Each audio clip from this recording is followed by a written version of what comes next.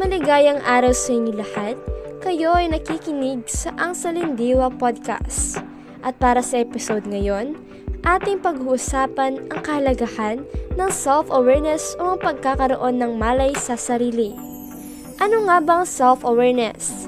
Ang self-awareness ay ang kakayahan ng isang tao na kilalanin at maunawaan ang kanyang sariling kaisipan, damdamin, pag-uugali, kalakasan at kahinaan.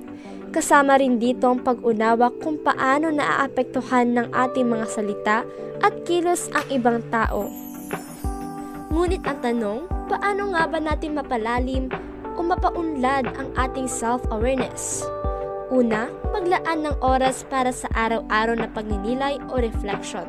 Suriin natin ang ating mga naging desisyon at karanasan.